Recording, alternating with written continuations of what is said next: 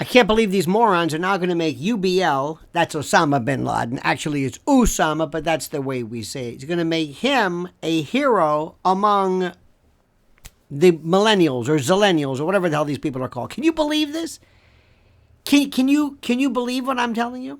It's mind-boggling.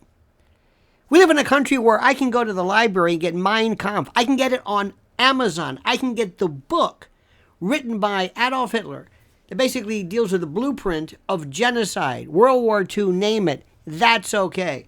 But somebody says, hey, some influencer decides to go, Some influencer decides to repeat or repost or reprint or whatever it is, an article that occurred from 2022. No, what am I saying? How about 2002? A year after, like 21 years before, that Bin Laden supposedly wrote. I know. There's no chance that was written by some intel agency. Oh, no. If they've authenticated it, I have no doubt he wrote it. In any event, a lot of these numbnuts have no idea what year it is. So what do? They decide to print this, and basically he says everything that everybody is saying now. Now, there's nothing new to what he was saying in 2002. So now they post it. So then they're jumping on either TikTok or Guardian, whoever it was, they're now declaiming the fact that he was mentioned. Let them say it. You're creating forbidden fruit. You're making kids now say, who is this guy, Bin Laden? Oh, you don't want me to read him? You don't want me to find out about him? Well, I'm in. It's the most stupid thing in the world. Every time something happens, the first thing out of their mouth is, how do we limit expression? And this is expression. My God, I can read the letters of Bonnie and Clyde. I can read the jails. Look. Remember a while back, years ago, you may not remember this, but we had a problem with Son of Sam laws. The Son of Sam laws basically said that you cannot benefit from criminal activity. So Son of Sam wrote a book, or there was a book that anyway they were going to sell or benefit from, and they said you can't because you're basically profiting off of crime. Martin Luther King wrote a book, Letters from Birmingham Jail. He's profiting off of crime. Paul's letters to the Corinthians. He was in jail. Shall we go on? I mean, Hitler, bad example. He wrote Mein Kampf. I mean, you can't limit speech. That merely is the recordation of something that someone thought, even though they're bad. We've always wanted to shut down speech. Why? Because somebody somewhere might get the idea that somehow this glorifies, promotes, encourages this. This is nonsense. I live in a generation where they were trying to do this to our rock and roll music, when they said that if you played music backwards masking is his source of the devil, or God is dead, or whatever the hell it was. From Wake Up Little Susie, which they thought was about shacking up, it was two kids who fell asleep at a drive-in. Go down the list. We live in a world where the Supreme Court says you can publish anarchist cookbook. We had Paladin Press. We had Faces of Death. You can't limit nasty, bad, terrible things. How is it that Vincent Bugliosi theoretically benefited from Helter Skelter off of the alleged murder of Charles Manson? How does this work?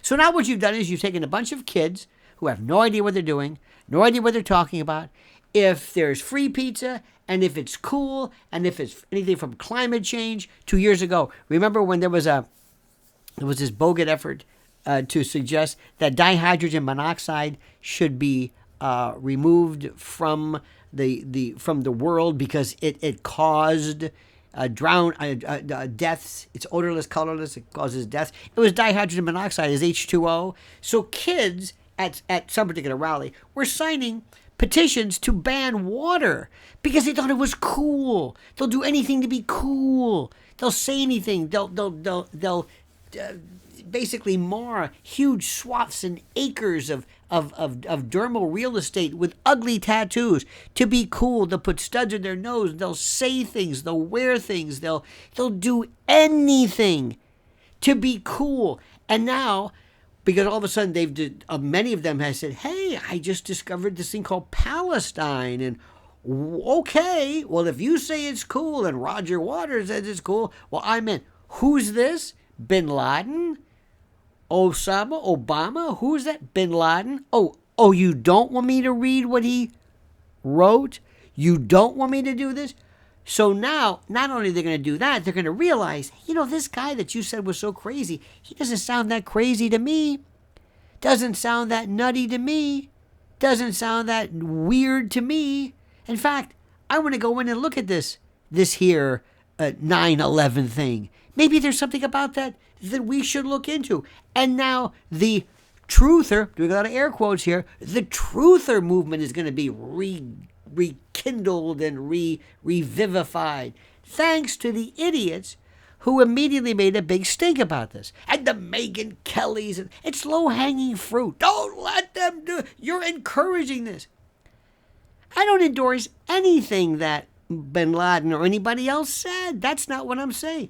But I can hear worse. I can hear terrible things by kids and people screaming and yelling on the corner. This argument is not new. I've heard it before. You've heard it before. We've all heard it. What are you people talking about? Why do you think this is so terrific? Why is this so novel? Why do you think this particular formulation of nouns and verbs coming from a person these people have never heard of is somehow going to what? Inspire, incite, enrage, foment, resurrect this dormant violence? And by the way, your government doesn't care anything about violence at all. Because if it's BLM or if it's Antifa, that's okay, that's cool.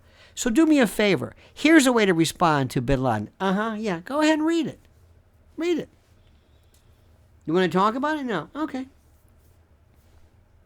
But no, that's not good. Because when you're a part of this pathetic conservative mindset, you don't think about the actual reality of what you're doing. You think about how it plays in terms of clicks, and how it plays in terms of this moral righteousness. This Candace Owen, Ben Shapiro stuff. That's the stuff people love. Anything to incite and invigorate anger. Nothing to incite or invigorate or promote rational thinking and maybe education, or, God forbid, the chance to maybe sit down with a Zillennial and say, do you want to talk about this? Would you like to talk about Bin Laden and 9/11 and what happened, 22 years ago? Would you like to talk about that? That would be terrific. But then again, that would be the correct and the mature thing to do. So, my friends, I ask you, what do you think? Put down your thoughts and comments. Do you think it's a stupid idea to tell kids or young people or Zillennials or whatever the hell these people are called not to pay attention to something? Do you think that's going to make them not pay attention to something because you as an adult have said, don't pay attention to this? For the love of God, please like the video, subscribe to the channel, and comment as you see fit.